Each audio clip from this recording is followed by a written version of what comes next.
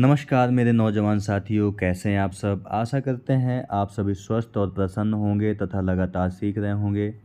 मैं Prem, assistant professor PSMPG college geography department Kannauj, आपका स्वागत करते हैं अपने YouTube channel geography with Prem में।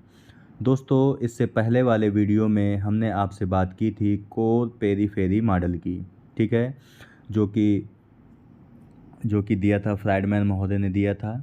आज हम एक नए सिद्धांत पर चर्चा करेंगे जिसका नाम है विकास ध्रुव सिद्धांत, यानी ग्रोथ पोल थ्योरी। चलिए हम इस पे शुरू करते हैं आज का लेक्चर।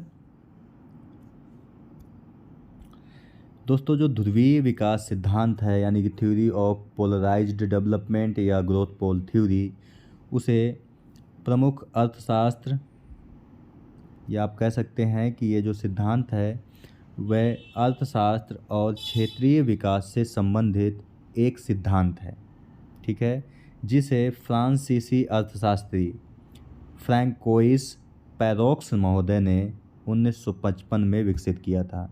तो आपको याद रखना है कि क्षेत्रीय विकास से संबंधित है और दिया किसने था, तो फ्रैंकोइस पैरोक्स महोदय ने 1955 में इसे विकसित किया था।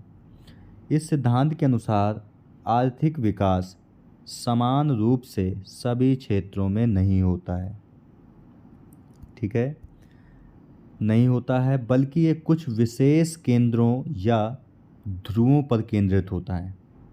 इन ध्रुवों के आसपास विकास की प्रक्रिया फैलती है और इनसे जुड़े अन्य क्षेत्रों में आर्थिक गतिविधियों में वृद्धि होती है, ठीक है।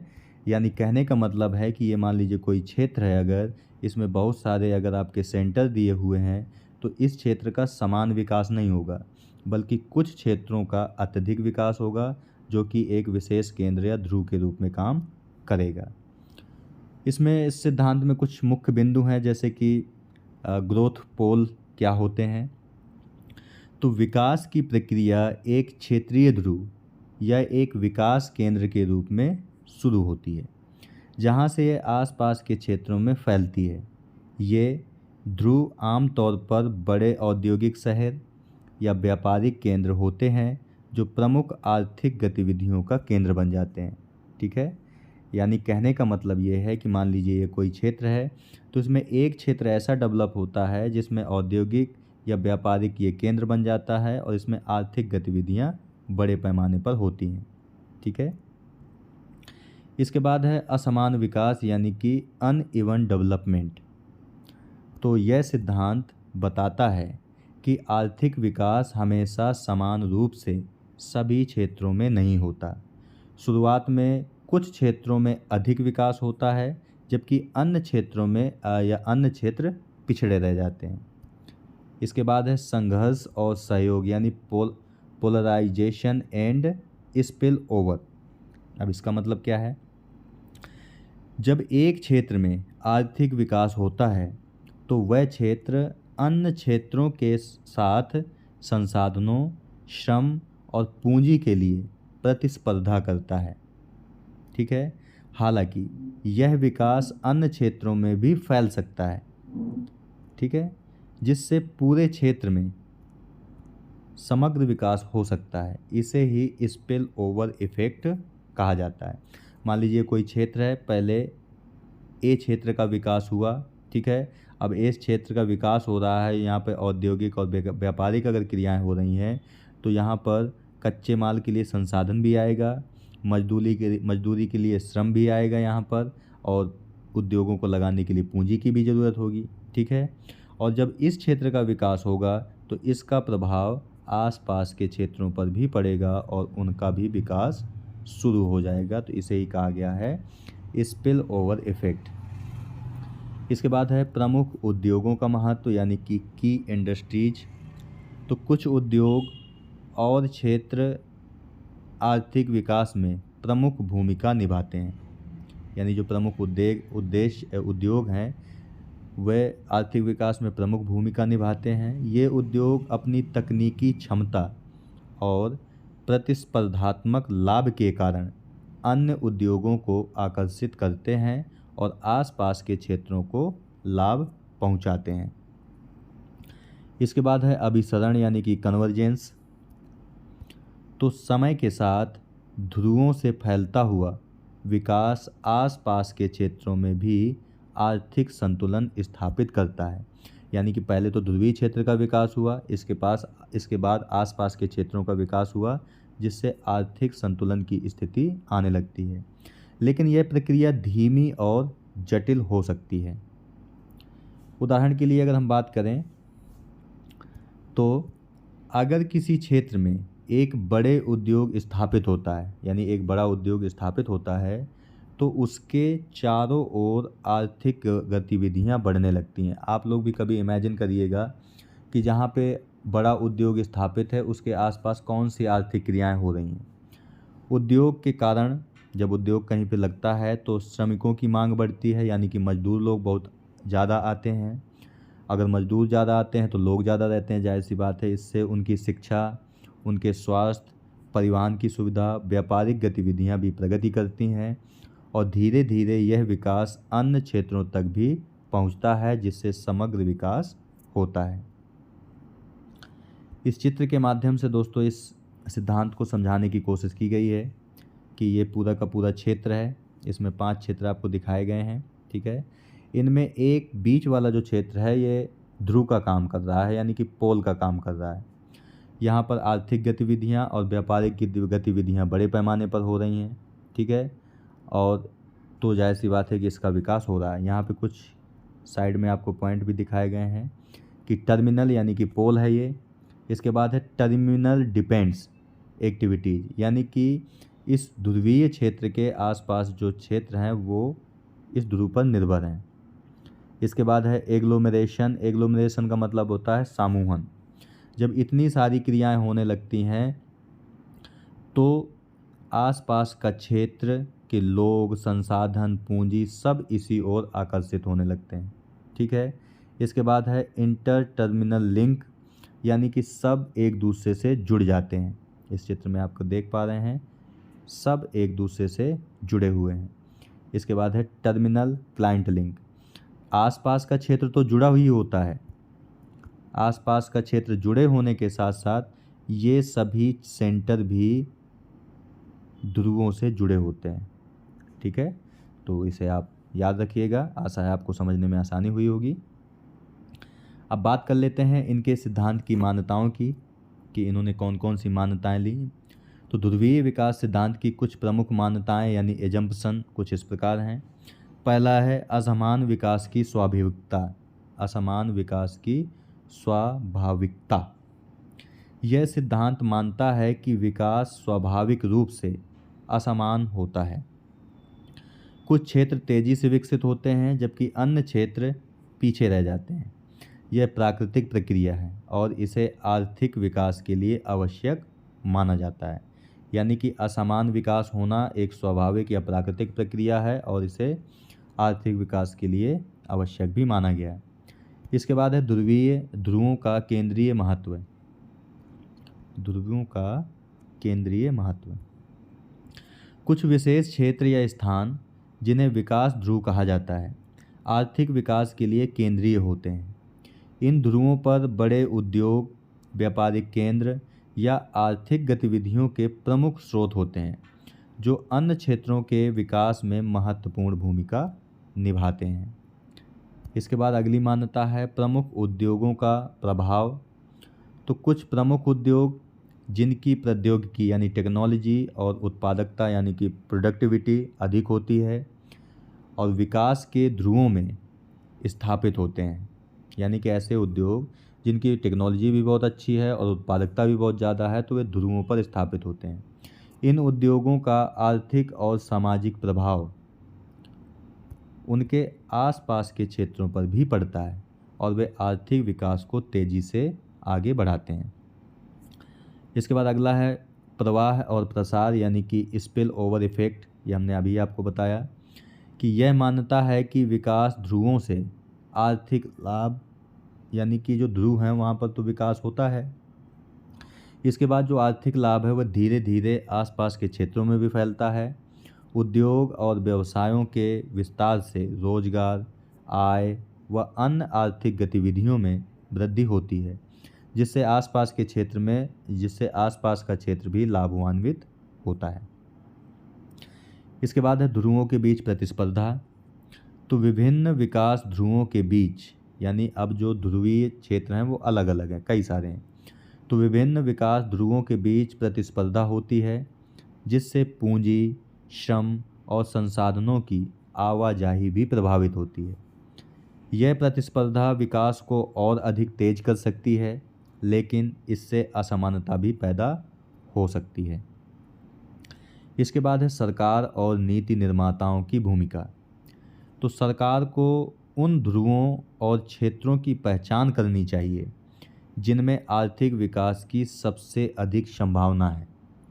उनके द्वारा समर्थित नीतियों, यानी कि अब उन्होंने पहचान कर ली, तो अब सरकार कुछ ऐसी नीतियां बनाए जो इनके विकास को और महत्व दें, यानी कि समर्थित नीतियां और संसाधनों का वितरण उन क्षेत्रों में केंद्रित होना चाहिए, यानी ध्रुवीय क्षेत्र की ओर केंद्रित होना चाहिए, ताकि वहाँ से पूरे देश या क्षेत्र में विकास का प्रसार हो सके। जैसे अपने देश में दिल्ली प्रमुख क्षेत्र है, वहाँ पर विभिन्न प्रकार के उद्योग लगे हुए हैं और उसके साथ साथ पूरे देश के लिए वहाँ से प्रोडक्शन का निर्यात होता है। सरकार जो नीतियाँ बनाती है वह उसी क्षेत्र को ध्यान में रख करके भी बनाती है और संसाधनों का वितरण इन्हीं क्षेत्रों की ओर ज़्यादा होता है। इसके बाद है समय के साथ संतुलन। तो ध्रुवीय विकास सिद्धांत ये मानता है कि प्रारंभिक असमानता के बावजूद समय के साथ विकास संतुलन की ओर बढ़ता है। जब एक क्षेत्र में विकास होता है तो वह धीरे धीरे अन्य क्षेत्रों में भी फैलता है, जिससे असमानता कम होती है। ये मान्यताएं ध्रुवीय विकास सिद्धांत के आधार को स्थापित करती हैं और ये दर्शाती हैं कि विकास की प्रक्रिया किस प्रकार कार्य करती है, विशेषकर क्षेत्रीय और औद्योगिक संदर्भ में। इसके बाद इनकी आलोचनाओं को भी देख लेते हैं। तो ध्रुवीय विकास सिद्धांत को लेकर कई आलोचनाएं की गई जो इसके व्यवहारिक और सैद्धांतिक पहलुओं को लेकर सवाल उठाती हैं। कुछ मुख्य हैं। सबसे पहला तो है कि असमानता को बढ़ावा देना। इस सिद्धांत पर आरोप लगाया जाता है कि यह क्षेत्रीय असमानता को और बढ़ाता है, यानी कि असमानता तो पहले थी, पूरे क्षेत्र का विकास एक ही स्तर पर नहीं हुआ था, कुछ क्षेत्रों का ज़्यादा हुआ था, कुछ का कम हुआ था, और यह असमानता यह सिद्धांत और बढ़ाता है। विकास केवल कुछ विशेष ध्रुवों पर केंद्रित रहता है, जबकि अन्य क्षेत्रों को लंबे समय तक विकास की प्रक्रिया से बाहर रखा जाता है, जिससे क्षेत्रीय असंतुलन और अधिक पैदा होता है। इसके बाद है स्पिल ओवर इफेक्ट की अनिश्चितता। ध्रुवीय विकास सिद्धांत में ये माना जाता है कि विकास के ध्रुवों से अन्य क्षेत्रों में विकास की प्रक्रिया फैलेगी, लेकिन व्यवहार में यह हमेशा सटीक नहीं होता है। कई मामलों में ध्रुवों से विकास का प्रसार धीमा होता है या सीमित रहता है और आसपास के क्षेत्रों में अपेक्षित विकास नहीं हो पाता। इसके बाद है क्षेत्रीय निर्भरता। तो विकास ध्रुवों पर अत्यधिक निर्भरता से यह खतरा पैदा हो सकता है कि यदि वह ध्रुव आर्थिक संकट में आ जाए या उसका महत्व कम हो जाए तो पूरा क्षेत्र या देश प्रभावित हो सकता है। इस प्रकार की निर्भरता दीर्घकालिक विकास के लिए खतरनाक हो सकती है। इसके बाद है आर्थिक और सामाजिक असंतुलन। तो ध्रुवीय विकास केवल आर्थिक पहलुओं पर ध्यान केंद्रित करता है और सामाजिक कारकों की उपेक्षा करता है। यह ग्रामीण क्षेत्रों या कमज़ोर क्षेत्रों की समस्याओं को नज़रअंदाज कर सकता है, जिससे समाज में असमानता और बढ़ती है। शहरी ग्रामीण विभाजन भी इस सिद्धांत की आलोचना का एक प्रमुख बिंदु है। इसके बाद है विकास ध्रुवों का चुनाव।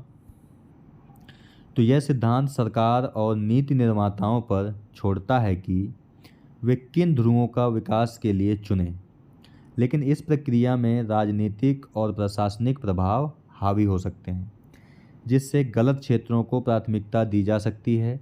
इससे वास्तविक विकास ध्रुवों की पहचान और उनका सही उपयोग नहीं हो पाता है। यानी कि जो क्षेत्रों का वास्तविकता में विकास होना चाहिए, सरकार को उन क्षेत्रों पर ध्यान देना चाहिए। कभी कभी वह उन क्षेत्रों पर ध्यान दे जाती है जिनका ध्रुवों के रूप में चुनाव करना कठिन होता है या उन्हें नहीं डेवलप होना चाहिए था। दीर्घकालिक संतुलन की कमी।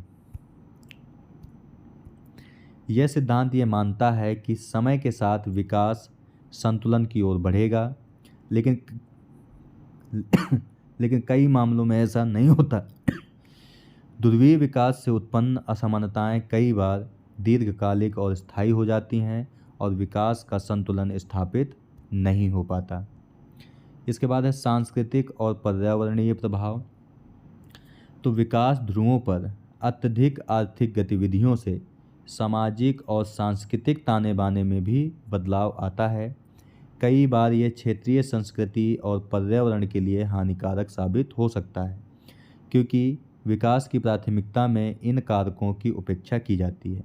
यानी हम केवल आर्थिक लाभ को तो देखते हैं, इसके अलावा हम सामाजिक और सांस्कृतिक लाभ का नहीं देख पाते। इससे पर्यावरण को अत्यधिक हानि होती है। इसके बाद है ग्लोबल और स्थानीय स्तर पर प्रभाव। तो यह सिद्धांत वैश्विक स्तर पर कार्य करने वाले बड़े कारपोरेट्स या उद्योगों को बढ़ावा दे सकता है। यानी जो बड़े बड़े घराने होते हैं पूंजीपतियों के, उनको तो बढ़ावा दे सकता है, जिससे स्थानीय उद्योग और व्यापार पीछे रह जाते हैं। यानी बड़े बड़े उद्योगों को तो लाभ होता है, छोटे छोटे उद्योग पीछे रह जाते हैं। इससे छोटे उद्योगों की प्रतिस्पर्धात्मक क्षमता घट सकती है और स्थानीय रोजगार पर प्रतिकूल प्रभाव पड़ सकता है। इन आलोचनाओं के आधार पर यह कहा जा सकता है कि ध्रुवीय विकास सिद्धांत, जबकि विकास को समझने और उसे बढ़ाने का एक महत्वपूर्ण दृष्टिकोण प्रस्तुत करता है, इसमें से कुछ सीमाएं और चुनौतियां भी हैं जिन्हें ध्यान में रखा जाना चाहिए। नीति निर्माताओं को इस सिद्धांत के नकारात्मक पहलुओं से निपटने के लिए उचित रणनीतियां विकसित करनी चाहिए। इसके बाद देख लेते हैं इस सिद्धांत का महत्व क्या है। तो ध्रुवीय विकास सिद्धांत का क्षेत्रीय और आर्थिक विकास के संदर्भ में कई महत्वपूर्ण योगदान और महत्व हैं। इसके माध्यम से न केवल आर्थिक विकास को समझा जा सकता है, बल्कि क्षेत्रीय नीतियों को भी बेहतर तरीके से लागू किया जा सकता है। इसके प्रमुख महत्व कुछ इस प्रकार हैं। सबसे पहला महत्व है आपका आर्थिक विकास के व्यवहारिक दृष्टिकोण को समझना। यह सिद्धांत हमें यह समझने में मदद करता है कि आर्थिक विकास स्वाभाविक रूप से असमान होता है और कुछ विशेष क्षेत्रों या ध्रुवों पर ही केंद्रित रहता है। इससे विकास प्रक्रिया के यथार्थवादी पहलुओं को समझने का अवसर मिलता है, जिससे विकास योजनाएं अधिक प्रभावी बनाई जा सकती हैं। अगला महत्व है विकास केंद्रों की पहचान करना। तो यह सिद्धांत नीति निर्माताओं, यानी जो योजना बनाने वाले होते हैं, नीति निर्माताओं को यह पहचानने में मदद करता है कि किन क्षेत्रों में अधिक निवेश करने से आर्थिक विकास को बढ़ावा मिलेगा। विकास के ध्रुव या प्रमुख केंद्र के रूप में काम करने वाले क्षेत्र आर्थिक विकास के इंजन बन सकते हैं, जो अन्य क्षेत्रों को भी लाभ पहुंचा सकते हैं। औद्योगिक नीति और क्षेत्रीय विकास रणनीति। तो ध्रुवीय विकास सिद्धांत औद्योगिक नीतियों को बनाने में मदद करता है। यह सुझाव देता है कि प्रमुख उद्योगों और क्षेत्रों में निवेश करने से पूरे क्षेत्र में आर्थिक गतिविधियों को बढ़ावा मिलेगा। इससे राष्ट्रीय और क्षेत्रीय विकास नीतियां अधिक केंद्रित और प्रभावी हो सकती हैं। इसके बाद है असमानता की स्वीकृति और समाधान। तो यह सिद्धांत स्वीकार करता है कि विकास प्रक्रिया स्वाभाविक रूप से असमान होती है, जो नीति निर्माताओं को असमानता से निपटने के लिए अधिक वास्तविकतापूर्ण नीतियां बनाने में मदद करता है। यानी कि ऐसी नीति निर्माता बनाएं जिससे कि संपूर्ण क्षेत्र का विकास हो, ना कि एक विशेष क्षेत्र का। इस असमानता को कम करने के लिए स्पिल ओवर इफेक्ट और विकास के फैलाव की प्रक्रिया में ध्यान दिया जाता है। शहरीकरण को बढ़ावा। तो शहरीकरण और औद्योगिकरण का विकास ध्रुवों से निकट संबंध है। यह सिद्धांत शहरी क्षेत्रों को विकास के प्रमुख केंद्रों के रूप में प्रस्तुत करता है, जो न केवल आर्थिक बल्कि सामाजिक और सांस्कृतिक रूप से भी पूरे देश के लिए महत्वपूर्ण होते हैं। इससे शहरी बुनियादी ढांचे में सुधार और रोजगार के नए अवसर पैदा होते हैं। इसके बाद है अंतर क्षेत्रीय सहयोग। तो ध्रुवीय विकास सिद्धांत ये बताता है कि एक क्षेत्र में विकास से दूसरे क्षेत्रों में भी सकारात्मक प्रभाव पड़ सकता है। इस सिद्धांत के अनुसार क्षेत्रीय विकास एक दूसरे पर निर्भर हो सकता है, जिसमें अंतर क्षेत्रीय सहयोग और व्यापार को बढ़ावा मिल सकता है। इसके बाद है नीति निर्माताओं के लिए मार्गदर्शन। तो इस सिद्धांत का सबसे महत्वपूर्ण योगदान यह है कि यह नीति निर्माताओं को यह सुझाव देता है कि किस प्रकार क्षेत्रीय और औद्योगिक विकास की योजनाएं बनाई जानी चाहिए। यह स्पष्ट करता है कि किन क्षेत्रों में प्राथमिकता दी जाए और किन उद्योगों को बढ़ावा देकर व्यापारिक आर्थिक विकास को सुनिश्चित किया जाए। रोजगार और आय सृजन। विकास के ध्रुवों में बड़े उद्योगों और सेवाओं के विस्तार से रोजगार और आय के नए अवसर उत्पन्न होते हैं। यह आर्थिक विकास का एक महत्वपूर्ण कारक है, जिससे पूरे क्षेत्र में आर्थिक गतिविधियों को बल मिलता है, यानी गति मिलती है। इसके बाद है प्राकृतिक संसाधनों का प्रभावी उपयोग। ध्रुवीय विकास सिद्धांत यह भी बताता है कि आर्थिक विकास के लिए किस प्रकार क्षेत्रीय संसाधनों का अधिकतम और कुशल उपयोग किया जा सकता है। जिन क्षेत्रों में प्राकृतिक संसाधन प्रचुर मात्रा में होते हैं, वहाँ ध्रुवीय विकास के माध्यम से समृद्धि लाई जा सकती है। इसके बाद है लंबी अवधि के विकास की दिशा। तो यह सिद्धांत एक दीर्घकालिक दृष्टिकोण प्रस्तुत करता है कि किस प्रकार प्रारंभिक असमानता के बावजूद विकास का प्रसार पूरे क्षेत्र में हो सकता है। इससे दीर्घकालिक योजना निर्माण और विकासशील देशों के लिए आर्थिक रणनीतियां बनाने में भी मदद मिलती है। निष्कर्ष रूप में हम देख सकते हैं कि ध्रुवीय विकास सिद्धांत का महत्व इस बात में है कि यह आर्थिक विकास की प्रक्रिया को एक केंद्रित और व्यवहारिक दृष्टिकोण से समझाता है।